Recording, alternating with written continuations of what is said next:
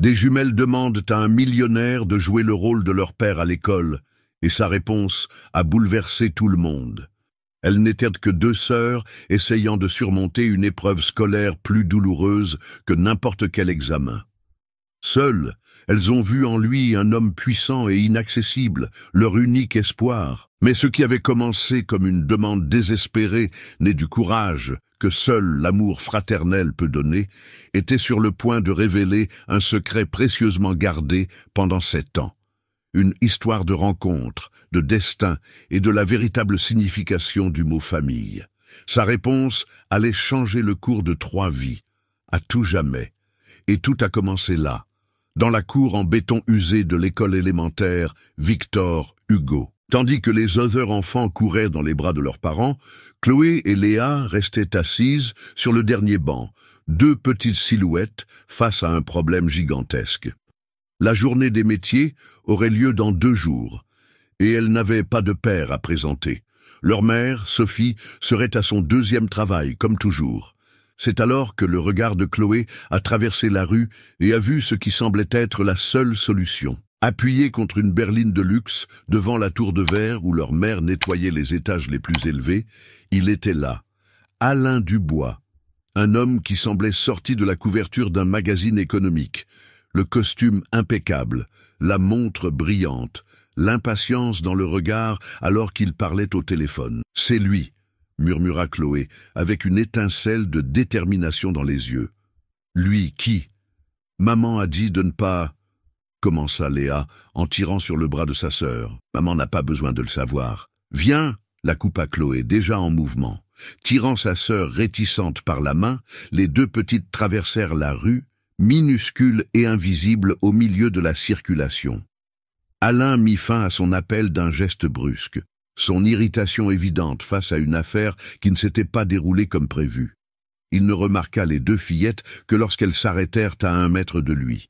Il haussa un sourcil, un mélange de surprise et d'impatience. Chloé prit une profonde inspiration, sentant la peur de Léa derrière elle comme une ombre, et posa la question qui allait suspendre le temps. « Monsieur, excusez-moi, accepteriez-vous d'être notre faux papa pour la journée des métiers ?» Le monde sembla s'arrêter.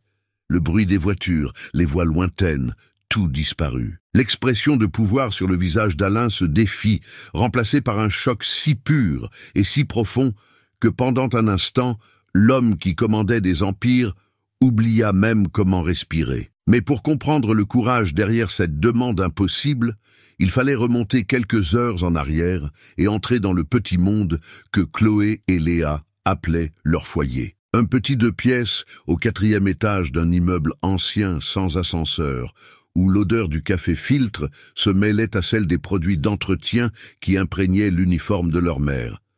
Là, pourtant, chaque recoin racontait une histoire d'amour et d'effort. Des dessins colorés couvraient la porte du réfrigérateur. De petits pots de plantes, arrosés avec soin, se serraient sur le seul rebord de fenêtre du salon, cherchant le soleil. C'était l'univers de Sophie et de ses filles. Sophie était une force de la nature, déguisée en fatigue. Elle rentrait à la maison bien après la tombée de la nuit, les mains rêches et le dos endolori par une journée entière à nettoyer les bureaux de luxe du centre-ville. Même épuisée, son premier geste était toujours le même, embrasser le sommet de la tête de ses filles et vérifier leurs cahiers. Sur la petite table de la cuisine, à côté de son assiette de nourriture réchauffée, ses manuels d'anatomie et de pharmacologie attendaient. Le rêve de devenir infirmière était son pari sur un avenir où ses filles n'auraient pas à connaître le poids de ses journées. Chloé et Léa comprenaient ce sacrifice silencieux. Elles formaient une équipe. Après l'école, elles faisaient leurs devoirs ensemble, en silence, pour ne pas déranger le repos de leur mère avant qu'elle ne reparte pour ses cours du soir. Chloé, avec son imagination fertile, inventait des histoires pour sa sœur. Léa, avec son calme, organisait leurs affaires et s'assurait que tout était prêt pour le lendemain. Elle se protégeait, se complétait, vivant dans une bulle de complicité. La nouvelle de la journée des métiers était tombée comme un pavé dans la mare. Elles virent le visage de Sophie se crisper d'inquiétude en lisant le mot de l'école. Elles savaient que leur mère ne pouvait pas manquer le travail. Son patron l'avait déjà averti le mois dernier, quand Léa avait eu une forte fièvre. Une autre absence, et l'emploi qui payait le loyer et les livres serait en danger. Ce n'était pas que Sophie ne voulait pas y aller, elle ne le pouvait tout simplement pas. Et c'est dans cette impasse, par amour pour leur mère et par désir de la protéger d'un souci de plus, que le plan le plus absurde de leur vie est né. Elles allaient régler ça toutes seules. Ce désir n'était pas né de rien. Il avait mijoté à feu doux, dans les couloirs de l'école, dans les chuchotements excités pendant la récréation.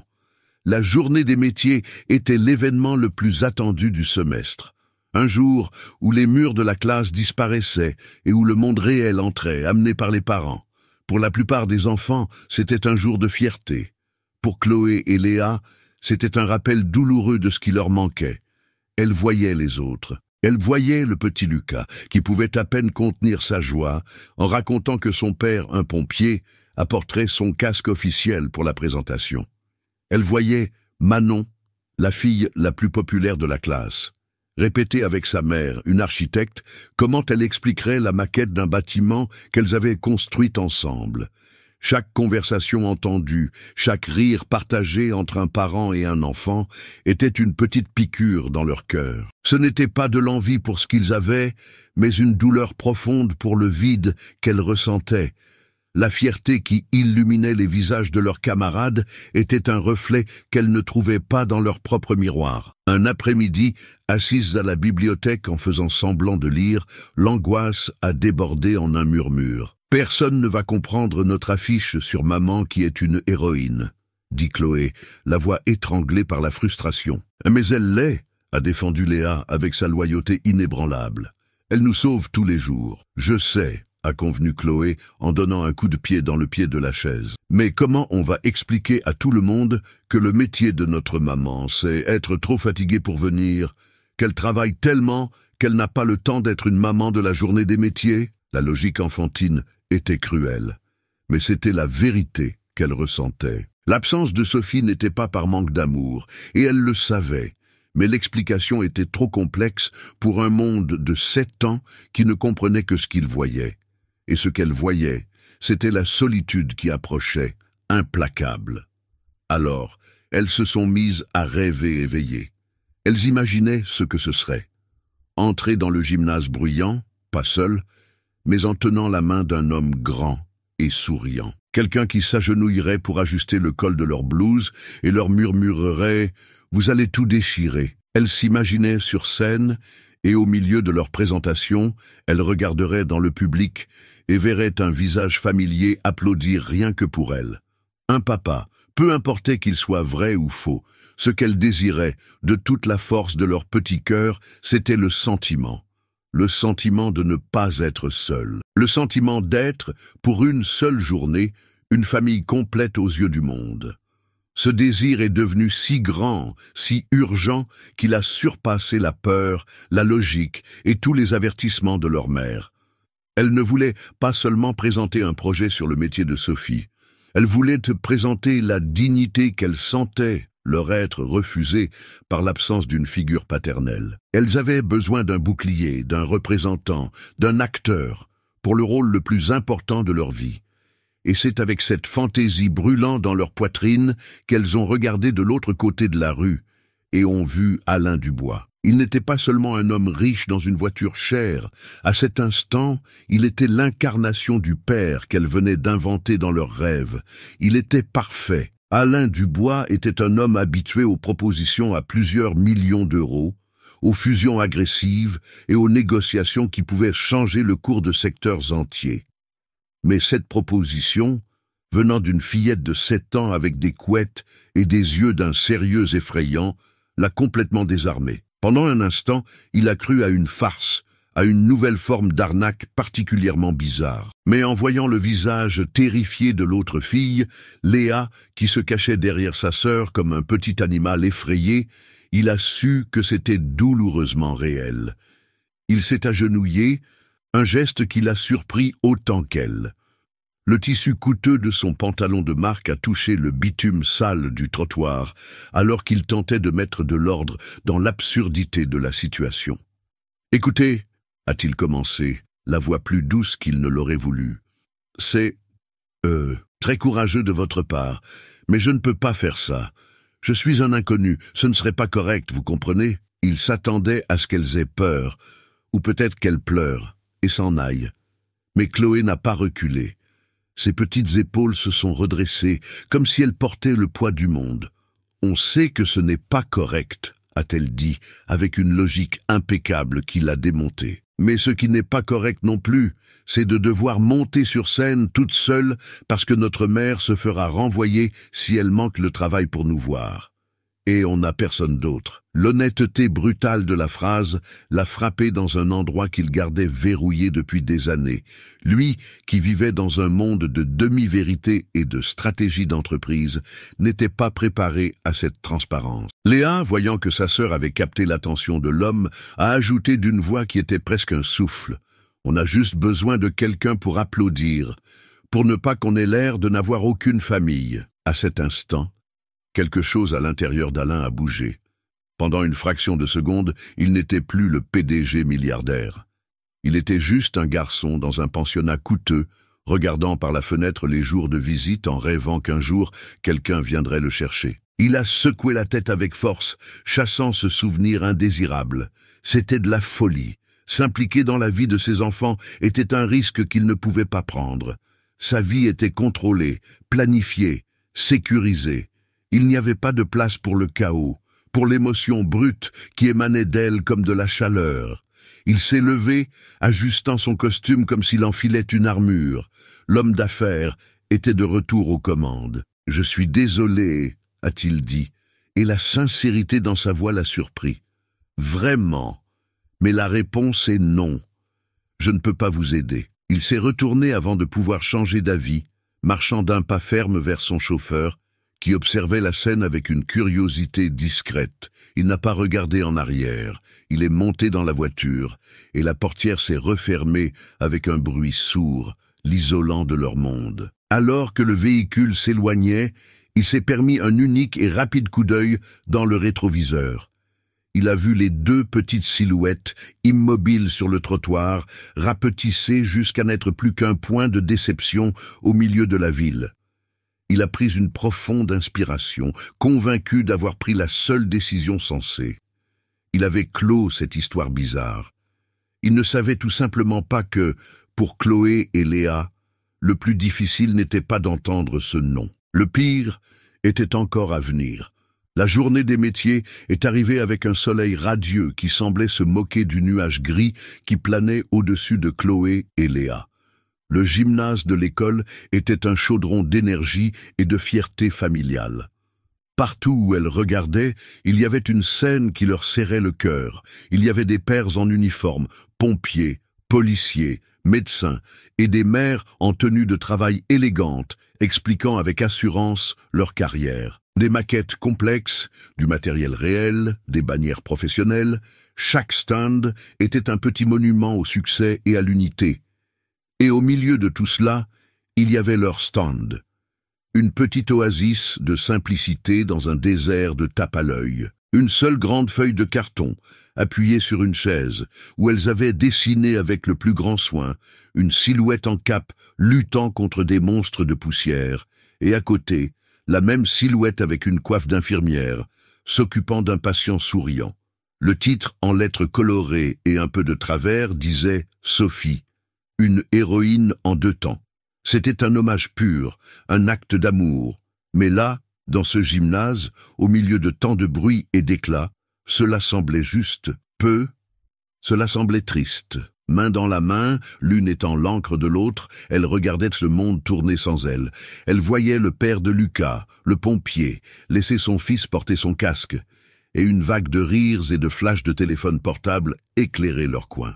Elle voyait la mère de Manon, l'architecte, expliquer patiemment les détails de sa maquette, la fierté dans sa voix faisant paraître sa fille plus grande. Chaque interaction était une preuve vivante de ce qui leur avait été refusé. La complicité, le soutien visible, le simple fait d'avoir quelqu'un là, à leur côté. À chaque minute qui passait, elle se sentait plus petite, plus transparente. « Et maintenant, avec vous, les sœurs Chloé et Léa », a annoncé l'institutrice au micro. Le chemin jusqu'au centre du gymnase a semblé faire des kilomètres. Le brouhaha général a semblé diminuer, remplacé par une centaine de regards curieux qui se sont concentrés sur elle. Elles se sont positionnées devant le micro, qui a soudainement paru énorme et menaçant. Chloé tenait l'affiche des deux mains pour que personne ne voie qu'elle tremblait. « Bonjour », a-t-elle commencé, la voix bien plus faible que le bourdonnement du gymnase. « Notre maman, Sophie, n'a pas pu venir aujourd'hui. Elle a un travail très important. » Léa s'est approchée du micro, comme si elle allait partager un secret avec des centaines de personnes. Elle nettoie de très grands immeubles la journée pour que tout soit brillant et sûr. Sa voix était un fil. Et la nuit, elle étudie pour être infirmière et sauver des vies. C'est pour ça qu'elle est notre héroïne. Elles ont essayé d'expliquer les dessins, mais les mots se perdaient dans l'air. L'attention du public a commencé à faiblir. Les enfants chuchotaient, les parents vérifiaient leur portable. Ce qu'elles ont reçu n'était pas de la moquerie, mais quelque chose de presque pire, l'indifférence polie, le regard de pitié de certains adultes. Elles étaient l'attraction mélancolique de la journée, les pauvres petites. Quand elles ont terminé, le silence a été rompu par quelques applaudissements épars et polis menés par les professeurs. C'était un son protocolaire, un son qui disait « Merci d'avoir participé, maintenant nous pouvons passer au suivant ». Personne n'a crié « Bravo !» Personne ne s'est levé pour prendre une photo. Les épaules basses et les yeux fixés au sol, elles sont retournées à leur stand vide. Elles se sont assises derrière leur affiche, qui semblait maintenant une fragile barricade contre le monde. Le son de la foire est revenu en force, mais pour elles, ce n'était qu'un bruit lointain et étouffé. Elles n'ont pas pleuré. Le nœud dans leur gorge était trop gros pour laisser passer les larmes. Elles sont simplement restées là, assises, main dans la main, deux petits îlots de silence et de solitude, au milieu d'un océan de bonheur familial. À ce moment-là, le refus d'Alain Dubois ne faisait plus mal. Ce qui faisait mal, c'était la certitude écrasante qu'il avait raison. Elle n'était pas son problème.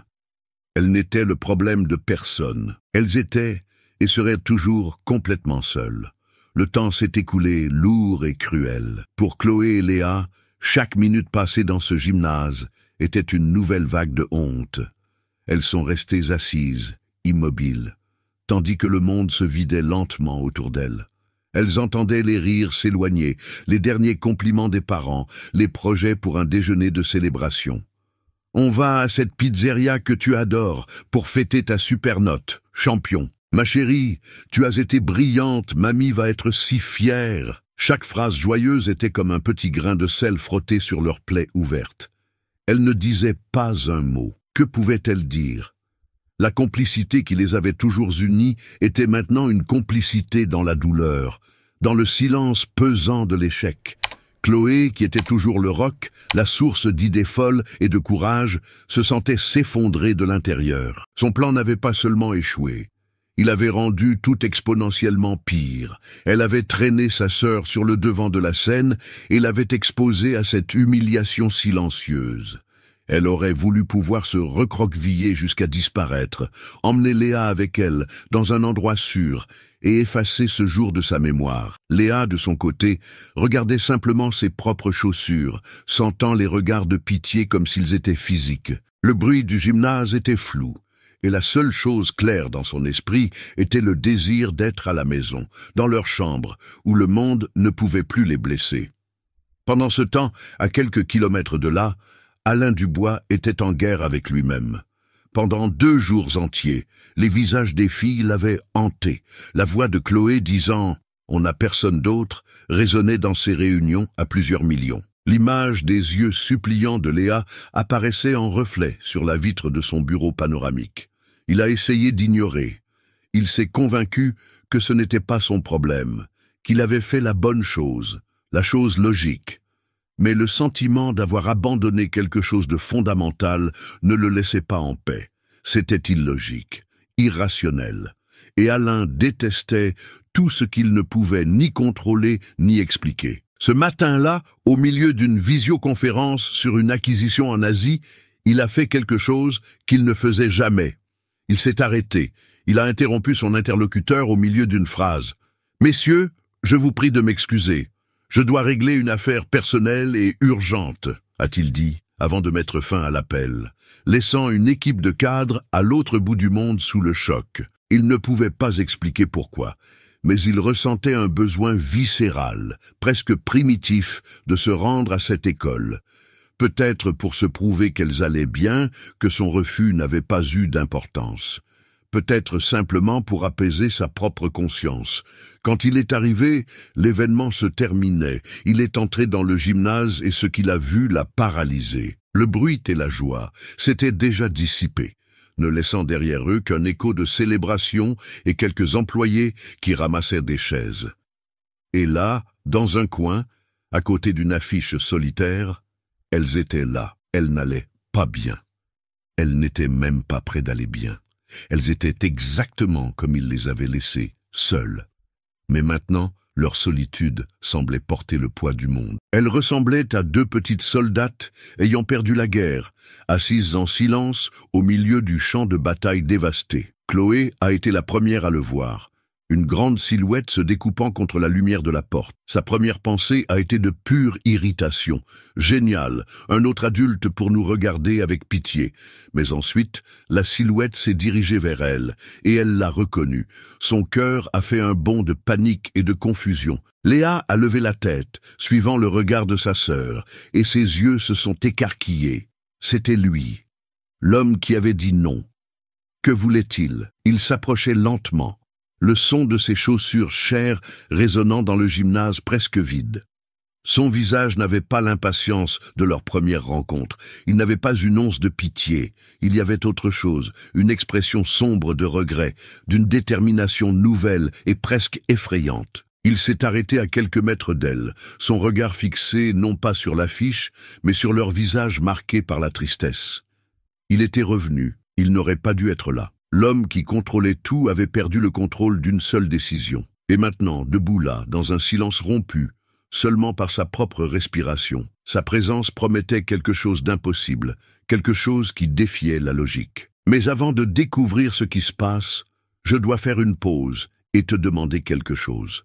T'es-tu déjà senti complètement invisible au milieu d'une foule ? As-tu déjà dû ravaler tes larmes, forcer un sourire et espérer que personne ne remarque à quel point ton cœur était brisé? Si tu comprends ce sentiment, si tu es déjà passé par là, commente le mot « courage » ci-dessous, juste pour que nous sachions que cette histoire parle aussi de toi. Le silence dans le gymnase était lourd, chargé de la douleur non dite des deux filles. Alain fit un pas de plus, et le monde entier sembla retenir son souffle avec elle. Chloé et Léa se sont crispées, s'attendant à la phrase finale, peut-être un « je vous l'avais bien dit », déguisé en sympathie. Mais ce qui est venu, c'est sa voix, basse et rauque, une voix qui n'appartenait pas au PDG impatient qu'elles avaient rencontré sur le trottoir. « Je suis désolé », a-t-il dit. Les mots sont sortis avec difficulté, comme s'il n'était pas habitué à admettre une erreur. J'ai eu tort. Les filles ont levé les yeux, stupéfaites par la surprise. Un adulte, surtout un adulte aussi important, qui leur demandait pardon. C'était un concept dont elles ignoraient l'existence. Il s'est agenouillé à nouveau, ignorant complètement son costume coûteux, se mettant à leur niveau. Son regard n'était pas de pitié, mais d'un respect profond et inattendu. Il a montré l'affiche qu'elles essayaient de cacher. « Je suis arrivé à la fin », a-t-il poursuivi, sa voix gagnant en fermeté. « Mais j'ai entendu ce que vous avez dit sur votre mère. » Il a fait une pause, déglutissant, comme s'il choisissait les mots les plus importants de sa vie. « J'ai vu tous les parents importants ici aujourd'hui. J'ai vu les pompiers, les médecins, les avocats. Mais de tous les métiers que j'ai entendus, le plus difficile, le plus noble, le plus courageux, c'était celui de votre mère. Être une héroïne en 2 temps, comme vous l'avez dit, c'est une force qu'aucun argent au monde ne peut acheter. Vous devriez être très, très fiers. Et c'était ça, le mot magique. Fierté, la validation dont elles avaient désespérément besoin et ne savaient pas comment demander. Cette simple reconnaissance, venant de l'homme qui les avait rejetées, a transformé la source de leur honte en la plus grande des médailles. Et le barrage qui retenait leurs larmes s'est enfin rompu. Ce n'étaient plus des larmes d'humiliation, C'étaient des larmes de soulagement. Un sanglot bruyant s'est échappé de Léa, un son petit et brisé qui semblait porter le poids de toute la journée. Chloé, la forteresse, a senti ses yeux brûler et les larmes couler chaudes sur son visage, emportant toute l'amertume. Alain, un peu maladroit, a sorti un mouchoir en lin blanc de la poche de sa veste et le leur a tendu. Le geste était si inattendu, si formel et en même temps si doux, qu'il les a fait cesser de pleurer un instant, juste pour regarder ce carré de tissu immaculé. « Écoutez », a-t-il dit en changeant de ton, essayant de ramener un peu de lumière dans ce gymnase sombre. « J'ai une idée, et si on oubliait complètement cette journée, ce gymnase et tout ça, et qu'on allait manger la plus grosse et la plus gourmande des glaces que cette ville ait à offrir, pour célébrer la présentation des 2 filles les plus courageuses que j'ai jamais rencontrées. » Il a souligné le mot « célébrer » et elles ont compris. Il n'offrait pas de consolation, il offrait une victoire. Chloé a regardé Léa, qui sanglotait encore doucement. Elle a vu dans les yeux de sa sœur la question silencieuse « On peut ?» Et pour la première fois de la journée, Chloé a senti l'espoir revenir, fragile mais réel. Elle a reniflé, s'est essuyé le nez avec le dos de la main et a fait un petit signe de tête affirmatif et tremblant. Un sourire sincère, le premier qu'elle voyait, a illuminé le visage d'Alain. Il s'est levé et, avec un soin que personne n'attendrait de lui, il a pris la petite affiche de la chaise. « On emporte cette œuvre d'art avec nous », a-t-il dit. Et alors que les 3 sortirent du gymnase, le milliardaire en costume impeccable et les 2 filles en blouse d'écolière, lui portant l'affiche froissée comme s'il s'agissait d'un trophée précieux, la lumière du soleil à l'extérieur a semblé plus forte. Ils ne le savaient pas, mais ils laissaient derrière eux bien plus qu'un gymnase vide. Ils laissaient derrière eux la solitude. Ce petit pas vers un glacier était, en fait, le premier pas sur le long chemin du retour à la maison. Le glacier qu'Alain a choisi était un univers à part entière.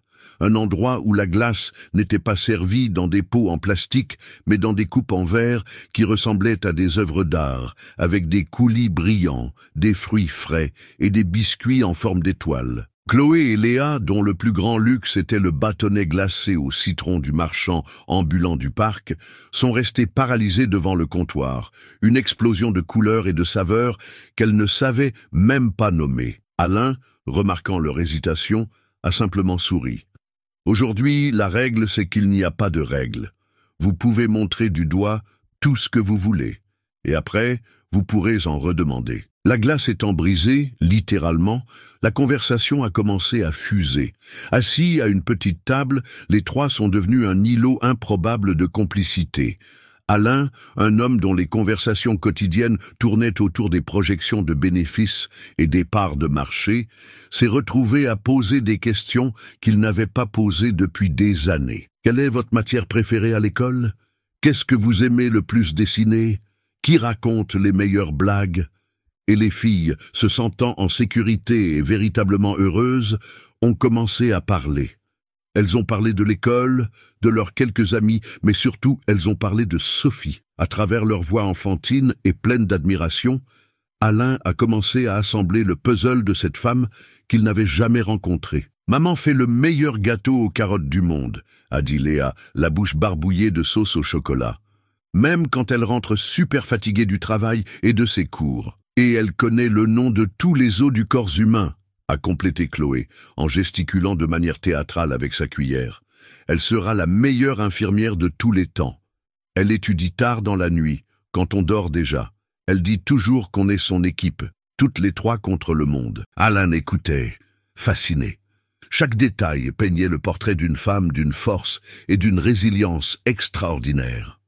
Une lionne protégeant ses petits, luttant contre vent et marée pour leur offrir un avenir meilleur. Il a ressenti un pincement d'admiration, un profond respect pour cette figure anonyme, et en même temps, il sentait quelque chose de nouveau grandir en lui. Cette chaleur dans sa poitrine, ce sentiment de faire quelque chose qui comptait vraiment, était plus addictif que de conclure n'importe quelle affaire à 9 chiffres. Il n'offrait pas seulement une glace à 2 enfants, elle, sans le savoir, lui offrait un aperçu d'une vie qui avait un sens. Le trajet de retour en voiture a été rempli de rires et de conversations animées. La tristesse du gymnase semblait appartenir à une autre vie. Lorsqu'ils sont arrivés dans la rue modeste où vivaient les filles, le contraste entre la voiture de luxe et les immeubles simples était saisissant. Alain a éteint la radio et s'est tourné vers elle.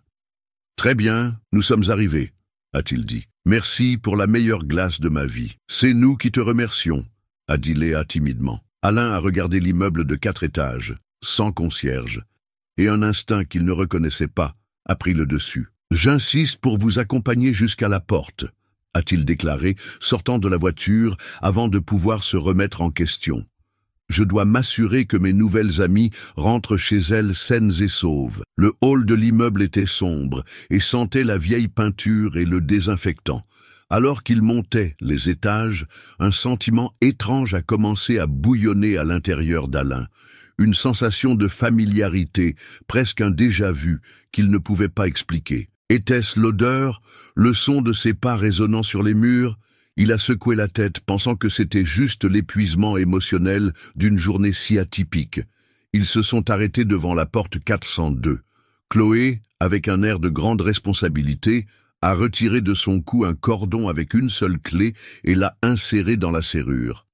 Alain était sur le point de leur dire au revoir, de clore ce chapitre inattendu de sa journée et de retourner à sa vie ordonnée. Mais le destin qui les avait réunis cet après-midi avait d'autres plans.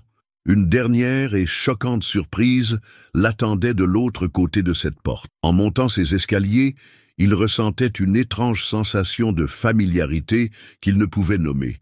Il n'imaginait tout simplement pas que, lorsque cette porte s'ouvrirait, il se retrouverait face à face avec la femme qui détenait la clé d'un secret qu'il ne savait même pas qu'il gardait. La porte s'est ouverte, et le monde d'Alain Dubois, si soigneusement construit sur la logique et le contrôle, a commencé à s'effondrer. Debout sur le seuil, se tenait une femme aux cheveux attachés en un chignon désordonné, le visage marqué par une fatigue qui semblait venir de l'âme, vêtue d'un pantalon de jogging et d'un simple t-shirt. Ses yeux se sont écarquillés en voyant ses filles, un soulagement instantané qui, en une fraction de seconde, s'est transformé en pure terreur en se posant sur l'homme grand en costume qui se tenait derrière elle. Le sang quitta son visage. Elle est devenue pâle comme un linge. « Maman !» a crié Chloé, courant pour l'embrasser, complètement inconsciente du courant électrique de tension qui passait entre les deux adultes. « Tu ne vas pas le croire! C'est Alain, le monsieur dont je t'ai parlé. Il nous a emmenés manger la meilleure glace du monde. Il a vu notre présentation, maman, » a ajouté Léa, plus réservée, mais les yeux brillants. « Il a dit que tu es une héroïne. » Sophie ne pouvait pas répondre. Ses yeux étaient rivés sur Alain, une tempête de panique et de reconnaissance tourbillonnant en eux. Et lui, il ressentait la même chose. Le vague sentiment de familiarité qu'il avait poursuivi dans les escaliers s'est cristallisé en un souvenir précis, une image qu'il avait enfouie sous des années de travail et de succès. Ce n'était pas le visage de la mère de 2 élèves, c'était le visage de la fille intelligente au sourire triste qui servait des boissons à une fête universitaire, il y a près de 8 ans, une nuit d'excès, de conversations profondes et d'une connexion impulsive et passagère. Une nuit avec une fille dont il s'était efforcé, mais n'avait pas réussi à se souvenir du nom le lendemain matin. Jusqu'à maintenant. Sophie, se remettant du choc, il a tendu la main par pur instinct, un geste formel pour briser le silence assourdissant. « Enchanté de vous rencontrer, Sophie. Vos filles sont extraordinaires, » a-t-il dit, sa voix sonnant étrange à ses propres oreilles. Il ne pouvait pas reculer. Il devait savoir. « J'ai l'impression que nous nous sommes déjà rencontrés quelque part, n'est-ce pas ?» Sophie a reculé d'un pas, ignorant sa main tendue comme si c'était un serpent. « Je pense que vous vous trompez, monsieur, » a-t-elle répondu, la voix tendue et fragile. « Je vous remercie d'avoir ramené les filles en toute sécurité, mais il se fait tard. Nous devons rentrer. » Elle a tenté de fermer la porte. Un geste désespéré pour protéger le petit univers qu'elle avait construit avec tant de sacrifices. Mais l'Alain qui se tenait là n'était pas le même homme qu'il y a 2 jours. Il ne pouvait pas partir. Plus maintenant. D'un mouvement doux, il a retenu la porte, l'empêchant de se fermer. Le contact était léger, mais le geste a été un tremblement de terre. S'il vous plaît, a-t-il insisté, la voix basse, mais chargée d'une urgence qui la fit frissonner. Ne me prenez pas pour un imbécile. Le gala de l'école d'ingénieurs, il y a près de 8 ans. Vous avez fait tomber un plateau de verre. Chaque mot était une pelletée, déterrant le secret qu'elle avait gardé bec et ongle. Le visage de Sophie s'est défait. Le masque de force qu'elle portait chaque jour s'est fissuré, révélant la pure panique en dessous. « Les filles !» a-t-elle dit en se retournant brusquement, la voix un commandement tremblant. « Allez dans votre chambre, maintenant. Lavez-vous les mains et changez-vous. Je dois parler à Monsieur Dubois, seul. » Les jumelles, sentant pour la première fois la gravité dans la voix de leur mère, ont obéi sans poser de questions, jetant des regards confus et inquiets par-dessus leurs épaules avant de disparaître derrière la porte de la chambre. Seul, le petit appartement, qui semblait autrefois accueillant, ressemblait maintenant à une cage. L'air était raréfié. « Que voulez-vous » a-t-elle murmuré en croisant les bras, comme si elle pouvait se protéger de lui. « De l'argent, c'est ça ? Vous êtes venu ici pour vous assurer que nous n'allions pas vous chercher, vous causer des problèmes ? » ?»« Non » a-t-il répondu, l'accusation le blessant plus qu'il ne l'aurait cru. « Je ne savais même pas, j'ai senti que je devais revenir. J'ai vu comment elles étaient. Sophie, que se passe-t-il ici? Pourquoi tremblez-vous comme ça ?» Elle a ri, un rire sans joie, plein de douleur et d'ironie. « Pourquoi je tremble? Vous entrez dans ma maison, dans ma vie, après 8 ans, et vous me demandez pourquoi je tremble. » Il a fait un pas en avant. « Alors expliquez-moi, aidez-moi à comprendre. » Sophie l'a regardé. L'homme qui était à la fois un parfait inconnu et la pièce maîtresse de sa vie. Elle a vu la confusion sincère dans ses yeux. Elle a vu l'homme qui avait qualifié ses filles de courageuses. Et le poids de toutes ces années de silence, de peur, de solitude l'a finalement écrasée. Le combat était terminé. Les larmes qu'elle ne s'autorisait jamais à verser ont commencé à couler, silencieuses et lourdes. Elle a regardé la porte fermée de la chambre des filles, puis de nouveau vers lui, la voix un murmure qui a déchiré l'âme. « Tu veux comprendre, Alain? Alors, regarde bien, regarde Chloé. Elle a ton obstination, ta manie de ne pas accepter un non comme réponse. Regarde Léa, elle a ton sourire, celui qui se dessine au coin de la bouche quand tu penses que personne ne regarde. Elles ont tes yeux. » Elle a pris une profonde inspiration, lui livrant la vérité qui était sa plus grande bénédiction et sa plus grande malédiction. « Ce ne sont pas seulement mes filles, Alain, ce sont les tiennes. Ce sont les tiennes. » 2 mots. Juste 2 mots qui n'ont pas été criés mais chuchotés. Et pourtant, ils ont frappé Alain Dubois avec la force d'un cataclysme. Le monde, tel qu'il le connaissait, a cessé de tourner. Le sol du petit appartement a semblé disparaître sous ses pieds et pendant un instant, il a été un astronaute à la dérive, déconnecté de toute réalité, avec la voix de Sophie résonnant dans le vide. Les tiennes. Le mot se répercutait dans son esprit, dans son sang, dans chaque cellule de son corps. Ce n'était pas une pensée logique, c'était une reconnaissance sismique, une vérité que son corps semblait comprendre avant son esprit. Et puis, comme un film en accéléré, sa mémoire a commencé à se rembobiner, mais maintenant avec une nouvelle légende, une nouvelle et choquante interprétation pour chaque scène. L'image de Chloé, debout sur le trottoir, le défiant du regard, l'obstination enfantine qu'il avait trouvée curieuse. Maintenant, il se voyait en elle, le même refus d'accepter un non, la même étincelle de défi qu'il avait mené d'un orphelinat à une salle de conseil. L'image de Léa, avec son sourire timide, presque secret, qui apparaissait au coin de sa bouche. C'était son sourire, le même que son assistante lui faisait parfois remarquer sur des photos et qu'il n'admettait jamais avoir. La conversation chez le glacier. L'intelligence de Léa, la créativité de Chloé. Ce n'était pas seulement l'éclat de 2 enfants intelligentes. C'était son héritage, sa génétique, son propre esprit reflété en 2 versions petites et parfaites. L'attirance inexplicable qui l'avait fait retourner à l'école. Ce n'était pas un acte de charité, c'était l'instinct, un appel primitif qu'il n'avait pas su déchiffrer. L'ADN criant pour se protéger, pour protéger sa progéniture. Le sentiment de déjà-vu dans les escaliers n'était pas une défaillance de sa mémoire, c'était le souvenir de sa propre âme, le guidant vers la maison, un endroit qu'il ne savait même pas avoir construit. La logique, le pilier de sa vie, s'est réassemblée en quelques secondes, et chaque pièce s'est emboîtée avec une clarté douloureuse et aveuglante. Et juste après la clarté, est venue la vague, une avalanche d'émotions si écrasantes qu'elle l'a laissé sans voix. D'abord, le regret, un regret si vaste et si profond qu'il était presque physique, une douleur dans la poitrine. 7 ans, presque 8, il avait tout manqué. Les premiers pas, les premiers mots, avait-elle dit « papa ». La première fièvre, la première dent tombée, le premier jour d'école. Chaque genou écorché qu'il n'a pas embrassé pour apaiser la douleur, chaque cauchemar dont il ne les a pas réveillés, chaque histoire qu'il n'a pas lue avant de dormir. Il n'était pas seulement un étranger qui était apparu dans leur vie, il était un fantôme, une absence, un trou dans leur histoire, une histoire dont il était le co-auteur. Puis est venue l'admiration, une admiration qui frisait la vénération. Il a regardé Sophie, qui pleurait encore en silence recroquevillée, comme si elle attendait un verdict. Cette femme qu'il avait à peine connue une nuit de sa jeunesse, avait affronté le monde seule.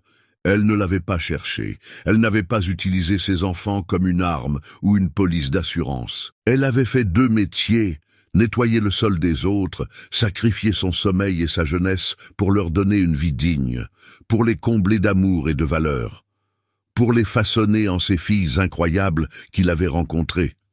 Elle n'était pas seulement une héroïne en 2 temps, c'était une titan. Et enfin, sous tout cela, l'émotion la plus terrifiante et la plus indéniable de toutes. L'amour, ce n'était pas un choix, pas une décision. C'était un fait biologique, chimique, spirituel. Il aimait ses filles, il aimait le courage de Chloé et la douceur de Léa. Il aimait la sensation de leurs petites mains dans les siennes. Il aimait le son de leur rire. L'amour qu'il ressentait n'était pas un sentiment nouveau, c'était juste un sentiment qui avait enfin reçu un nom. Ses yeux ont de nouveau balayé le petit appartement. Ce n'était plus un endroit humble. C'était un sanctuaire, l'endroit qui avait gardé ses filles en sécurité. Les dessins sur le réfrigérateur n'étaient pas des gribouillages, c'étaient des chefs-d'œuvre. Le canapé usé n'était pas un vieux meuble, c'était la scène d'innombrables histoires du soir.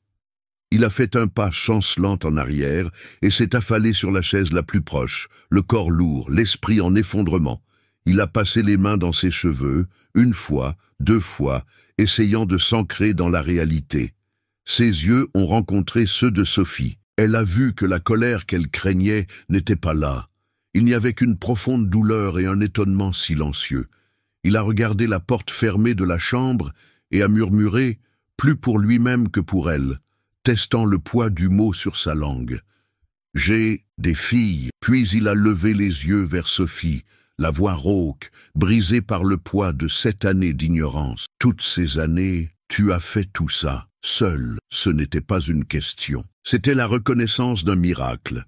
3 jours ont passé, 3 jours d'un silence profond qui a plané sur 2 maisons très différentes. Dans le petit appartement, Sophie et les filles ont vécu dans un entre-deux d'attente et de peur. Chaque coup à la porte, un sursaut. Dans la tour de verre, Alain Dubois s'est isolé du monde. Il a annulé toutes ses réunions, éteint son téléphone et pour la première fois en plus de 10 ans, il s'est arrêté. Il n'a pas pensé aux actions ou aux investissements. Il a pensé aux balançoires, aux cahiers d'écriture et à l'odeur du gâteau aux carottes. Il a réévalué sa vie, non pas en tableau de profit et perte, mais en moments. Et il a réalisé, avec une clarté tranchante, que la colonne des moments qui comptent vraiment était effroyablement vide. Il avait passé sa vie entière à construire un empire, mais il n'avait jamais construit de foyer. Il avait gagné le respect de ses rivaux, mais il ne connaissait pas la chaleur de l'étreinte d'une fille. La révélation de Sophie ne lui avait pas seulement donné 2 filles. Elle lui avait tendu un miroir, et l'image qu'il y a vue reflétée était celle d'un homme immensément riche et profondément pauvre. Le 4e jour, il est revenu. Quand Sophie a ouvert la porte, elle n'a pas vu l'homme choqué de la veille, ni le puissant PDG. Elle a vu un homme aux épaules un peu plus légères, les yeux fatigués, mais avec un calme et une résolution qu'elle n'avait jamais vus auparavant. « On peut parler ?» a-t-il demandé, la voix tranquille. Assis dans le petit salon, il n'a pas commencé par des accusations ou des exigences. Il a commencé avec la plus pure et la plus désarmante humilité. « J'ai passé les derniers jours à réfléchir », a-t-il dit en la regardant droit dans les yeux. « À penser à toi, à ta force, à ton courage. J'ai essayé d'imaginer ce que ça a été toutes ces années, et la vérité, c'est que je ne peux pas. C'est quelque chose de trop grand et de trop noble pour mon imagination. » Il a fait une pause, respirant profondément. « L'homme que tu as connu à cette fête, Sophie, c'était un gamin arrogant, imbu de lui-même, qui pensait avoir conquis le monde. Si tu m'avais cherché à l'époque, avec cette nouvelle, j'aurais été cruel. J'aurais douté, exigé des preuves, peut-être même que je t'aurais offert de l'argent pour disparaître. J'aurais brisé ton cœur et le leur avant même qu'ils ne commencent à battre fort. » Les larmes ont monté aux yeux de Sophie en entendant la validation de ses plus grandes craintes. « Tu as fait ce qu'il fallait, » a-t-il poursuivi, la voix étranglée par l'émotion. « Tu les as protégés. Tu les as protégés de moi. » C'était la leçon. La grande et transformatrice leçon d'Alain. Il a compris qu'il n'était pas là pour réparer une erreur du passé, mais pour avoir l'honneur d'embrasser un présent qu'il ne méritait pas, mais qui, il le savait maintenant, était la seule chose qu'il voulait vraiment. « Je ne suis pas ici par obligation, » a-t-il dit, sa voix maintenant ferme, pleine de la conviction qu'il utilisait pour conclure des affaires, mais au service de quelque chose d'infiniment plus grand. « Je suis ici parce que, en quelques jours seulement, ces filles m'ont donné ce que 40 ans de succès ne m'ont jamais donné. Une raison. Elles ne sont pas un problème, Sophie. Elles ne sont pas une responsabilité inattendue. Elles sont la réponse à un vide que je ne savais même pas qu'il existait en moi. Je veux être leur père, plus que tout ce que j'ai jamais voulu dans ma vie. Si vous me le permettez. » Il n'offrait pas son argent ou son pouvoir. Il s'offrait lui-même, dépouillé de tout. Et à cet instant, Sophie a su que l'attente, la peur et la lutte solitaire étaient enfin terminées. Ce qui s'est passé ensuite n'a pas été un conte de fées avec un claquement de doigts qui a tout résolu comme par magie. Ce fut quelque chose de beaucoup plus réel, et pour cette raison même, de beaucoup plus beau. Ce fut la lente construction, brique par brique, d'une famille. La première chose qu'Alain a faite n'a pas été de signer un chèque, mais un document. Dans une mairie du centre-ville, aux côtés d'une Sophie visiblement émue, il a donné aux filles ce qu'elles n'avaient jamais eu et dont elles avaient secrètement toujours rêvé. Un nom de famille complet. Chloé Dubois et Léa Dubois. Le nom sur le papier était un symbole, une promesse publique et légale qu'elles ne seraient plus jamais seules au monde. Il a insisté pour que Sophie quitte son travail de nettoyage. « Ce n'est pas de la charité », lui a-t-il dit en voyant l'hésitation fière dans ses yeux. « C'est un investissement, dans la meilleure infirmière que ce pays aura jamais et dans la mère de mes filles. » Avec la sécurité financière qu'il lui a fournie, Sophie a pu se plonger dans ses études, et peu à peu, ses yeux ont perdu leur teinte d'épuisement chronique et ont gagné l'éclat de l'espoir et d'un avenir qu'elle pouvait enfin entrevoir. Ils ont déménagé du petit appartement pour une maison dans un quartier calme. Une maison avec un petit jardin, où il a promis de construire une cabane dans les arbres, et avec des chambres séparées pour les filles, qui, la plupart des nuits, préféraient encore dormir ensemble, chuchotant sur leurs nouvelles aventures. Mais le changement réel et le plus profond n'était pas dans les choses matérielles. Il était dans le temps. Le temps qu'Alain, l'homme qui planifiait sa vie par bloc de 6 minutes, leur consacrait désormais entièrement. Les soirées silencieuses des filles ont été remplacées par des dîners bruyants autour d'une vraie table, où Alain apprenait des choses sur les contrôles de maths et les potins de la récré.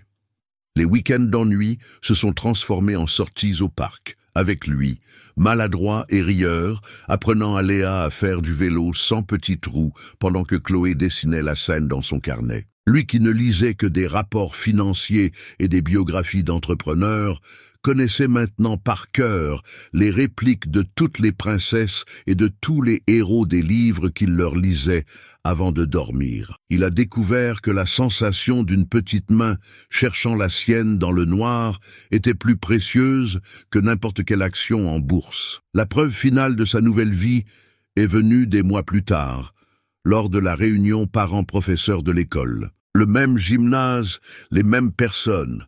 Mais cette fois, Chloé et Léa n'étaient pas recroquevillées dans un coin. Elles étaient au centre, sautillantes entre Sophie et Alain.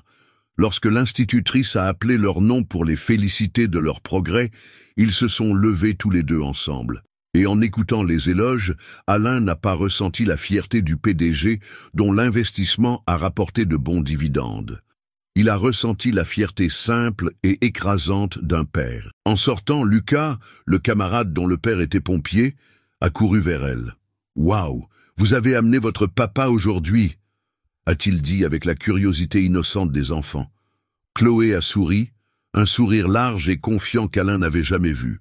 Elle lui a serré la main avec force et a dit, la voix claire et forte, pour que quiconque puisse l'entendre, « Il n'est pas venu juste aujourd'hui, il est mon papa, pour toujours. » Si cette histoire de rencontres inattendues et de la façon dont l'amour construit une famille, d'une manière que nous n'imaginons même pas, a aussi touché ton cœur, laisse un like pour soutenir notre travail. On adore savoir jusqu'où nos histoires voyagent. Alors commente ci-dessous de quelle ville tu nous regardes aujourd'hui. Et si tu crois au pouvoir des histoires qui nous relient et nous émeuvent, abonne-toi à la chaîne et active la petite cloche pour ne pas manquer les prochaines vidéos. À l'écran, 2 autres histoires incroyables apparaissent déjà. Choisis simplement ta préférée et continue ce voyage avec nous. Merci de ta compagnie et à la prochaine.